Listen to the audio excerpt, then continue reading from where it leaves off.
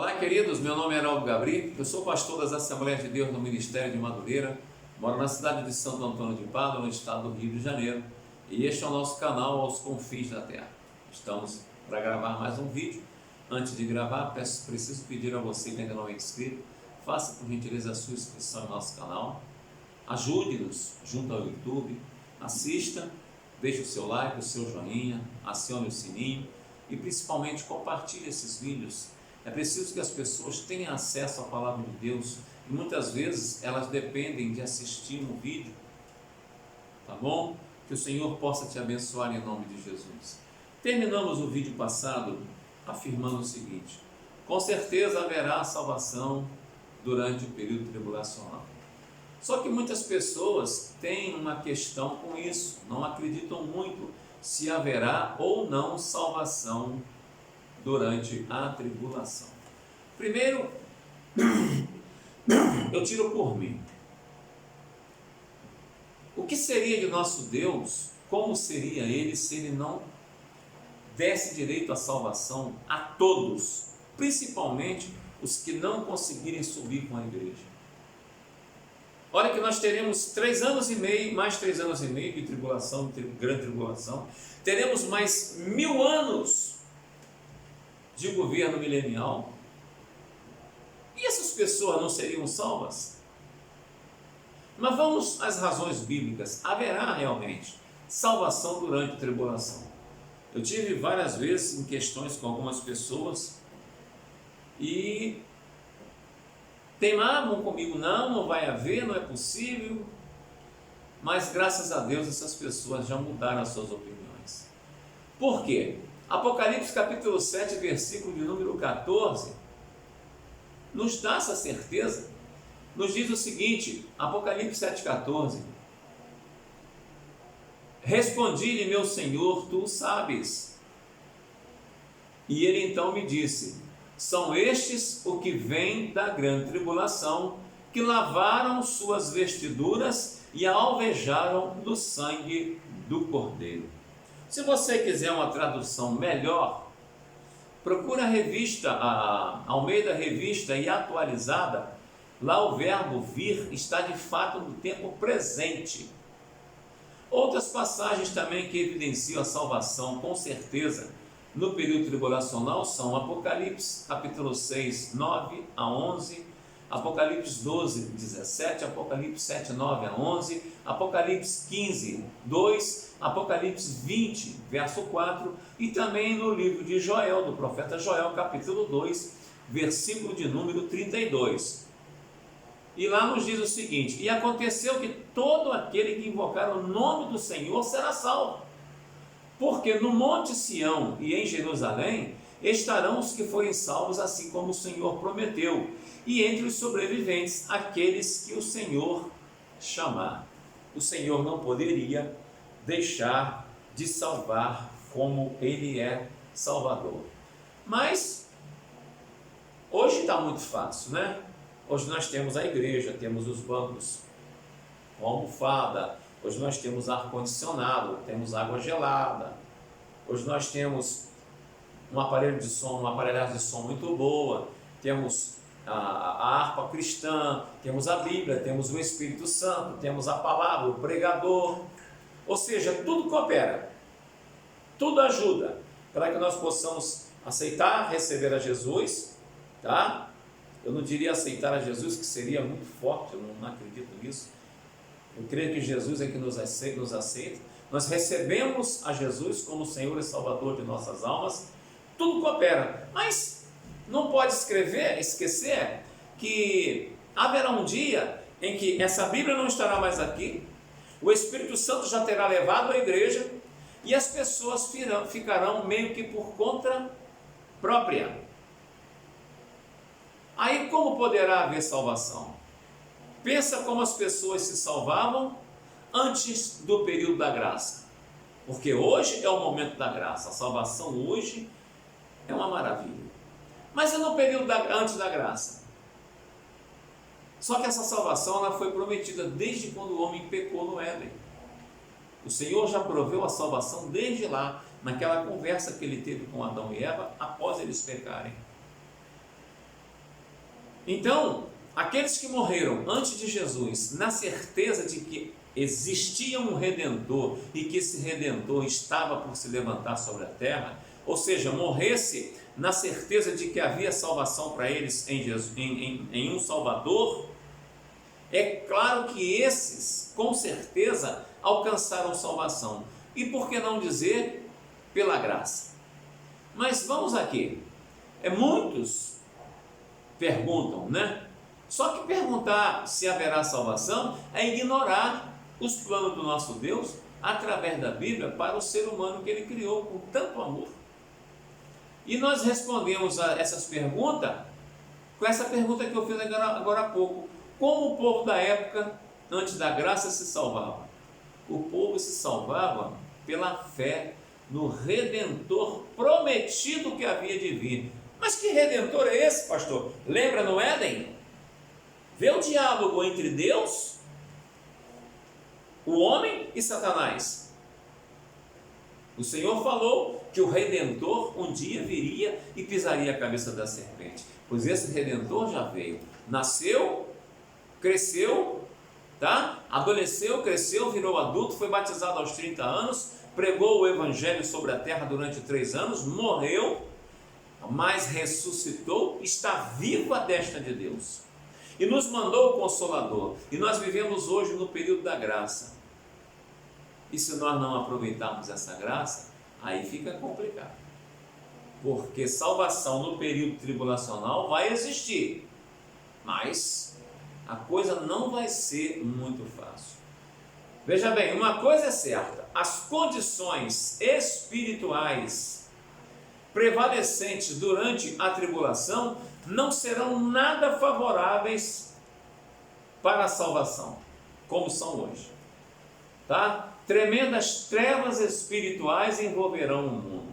Meus queridos, presta bem atenção. Hoje, com todo esse aparato que nós temos, igreja, Bíblia, Espírito Santo, som, cantores, pregadores, televisão, rádio, vídeo, tudo isso, evangelismo, pessoas falando de Jesus, orações, tudo isso. Quantas pessoas, talvez na sua família, na minha família, quantos amigos, quantas pessoas ainda não conhecem a Jesus como Senhor e Salvador? Conhece Jesus como muitos conhecem,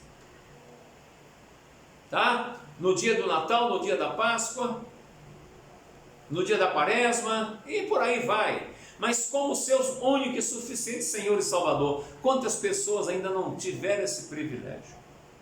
E olha que hoje nós vivemos o momento da graça, favor imerecido. Imagine quando o mundo estiver envolto em trevas totais, sem o Espírito Santo, sem a Bíblia, sem igrejas abertas. Haverá também oposição sem paralelo. Não poderá ser de outra maneira, pois trata-se do reino do anticristo.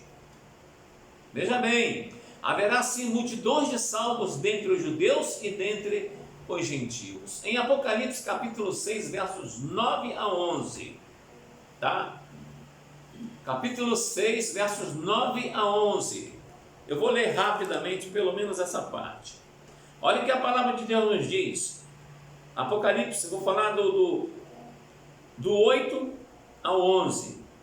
E olhei, e eis um cavalo amarelo, e o que estava sentado sobre ele tinha por nome Morte, e o inferno o seguia, e foi-lhes dado o poder para matar a 4ª parte da terra com espada, e com fome, e com peste, e com as feras da terra. Veja bem, e havendo aberto o 5º selo, vi debaixo do altar, olha só, vi debaixo do altar as almas dos que foram mortos por amor da palavra de Deus e por amor do testemunho que deram. Meus queridos, olha que coisa maravilhosa, que coisa tremenda. Verso 10. E clamaram com grande voz, dizendo: até quando, ó verdadeiro e santo dominador, não julgas e vingas o nosso sangue dos que habitam sobre a terra? E a cada um foi dada uma comprida veste branca, e foi-lhes dito que repousassem ainda um pouco de tempo, até que também se completasse o número de seus conservos e seus irmãos que haviam de ser mortos, como eles foram. Vestes brancas, símbolo de purificação, de pureza, de limpeza espiritual. Então, queridos, haverá sim salvação, mas não será facilitado, porque Satanás estará fazendo o que quiser na terra, tá bom? Então vamos lá. No meio dessa multidão estarão aqueles que não subiram no arrebatamento. Veja bem, é impressionante, né? Haverá um arrebatamento, mas tá eu e minha esposa aqui, eu estou gravando, a minha esposa está do outro lado ali, está me ajudando. De repente, toca a trombeta, ela sobe e eu fico. Ou o contrário, ou algum parente nosso. Aí, o que você pensa assim? Poxa vida, subiu minha esposa e eu fiquei aqui. Fico rodando pela casa, vejo as roupas dela, vou na igreja, a igreja vazia, vejo alguns crentes que não subiram também. E aí, acabou? O que você acha? Você acha que nosso Deus nos criou para ter esse fim? Então, vamos pensar o seguinte, presta bem atenção. Ele fala no capítulo 6 de Apocalipse, a partir do verso 9, e fala que ele olhou e viu. Ele viu debaixo. E um dos anciãos me falou dizendo: esses que estão vestidos de vestes brancas, quem são eles e de onde vieram? E eu disse: Senhor, tu sabes. E ele disse-me: estes são os que vieram da grande tribulação, que lavaram as suas vestes e as branquearam no sangue do Cordeiro. Vamos completar o nosso raciocínio da seguinte forma: no meio dessa multidão, essa que nós falamos aqui agora, estarão, isso é tremendo, irmãos, isso é tremendo, aqueles que não subiram no arrebatamento e, vírgula, despertado por tal fato, decidirão permanecer fiéis. Vai ser difícil? Meu Deus, como vai ser difícil! Mas será possível. Decidirão permanecer fiéis a despeito de toda e qualquer prova e sofrimento. Sim, haverá santos durante a grande tribulação. Trocando em miúdos, a salvação no período tribulacional será como que por meios próprios. É claro que não é dessa forma, porque o sangue de Jesus é que nos purifica, nos lava, nos purifica de todo pecado. A palavra nos purifica. Então, eu não subi, alguém não subiu na tribulação, no arrebatamento. Começa a tribulação, a pessoa cai em si, e ela se arrepende e fala: Senhor, eu pequei, eu não fui nesse período nesse arrebatamento, mas eu quero a oportunidade de nessa tribulação eu conseguir subir para o céu de glória. Se essa pessoa ficar firme, ela sobe, porque isso é promessa de Deus, e promessa de Deus se cumpre, porque Deus não é homem para que minta, nem filho do homem para que se arrependa. Haverá lá no Apocalipse capítulo 11 a presença das duas testemunhas. Eu vou falar rapidamente sobre elas. Durante os negros dias da tribulação haverá duas testemunhas especiais da verdade divina, profetizando aqui na terra. Se você for lá em Apocalipse capítulo 11, você vai ler do verso 3 ao 12. Esses dois homens estarão intocáveis até que cumpram a sua missão. Apocalipse 11, 7. Ambos serão mortos pela besta. Comparando-se a Zacarias 4, 11 a 14, com Apocalipse 11, 4, vê-se que essas duas testemunhas estão agora no céu. Devem ser, isso aí não posso afirmar, mas a gente pode supor, tá? Que seriam Enoque e Elias. Enoque não experimentou morte, Elias não experimentou morte, tá? Então é preciso que eles morram. Isso é palavra, pensamento do pastor Heraldo. Presta bem atenção. mas supõe-se que sejam esses dois homens do Antigo Testamento. Ambos não passaram pela morte. Gênesis 5:24 e 2 Reis 2:11 nos fala sobre isso. Moisés não pode ser, porque Moisés morreu. O corpo não apareceu, mas Moisés morreu. E aos homens está ordenado morrerem apenas uma vez. Então Moisés morreu, mas Enoque e Elias não morreram. Mas tudo bem, isso aí só o Senhor sabe. E lá em Hebreus capítulo 9, versículo 27, nos garante que aos homens está ordenado morrer apenas uma vez. Que coisa maravilhosa. Ao passo que essas duas testemunhas ainda morrerão aqui na terra. Olha que coisa interessante. Ainda morrerão aqui na terra. Primeiro, engraçado que elas morrerão a primeira vez, todo mundo vai bater palma, vai falar que venceram porque conseguiram matar as duas testemunhas, e quando todo mundo estiver em festa, as duas testemunhas ressuscitam. Olha, o nosso Deus é tremendo.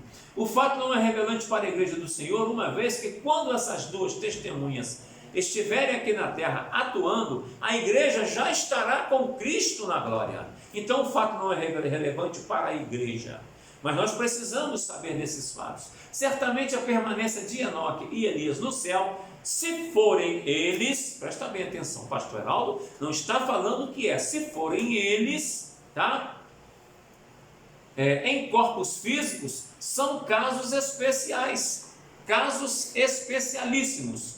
As palavras que diz o seguinte: ora, ninguém subiu ao céu, senão aquele que de lá desceu, a saber, o Filho do Homem. João 3,13.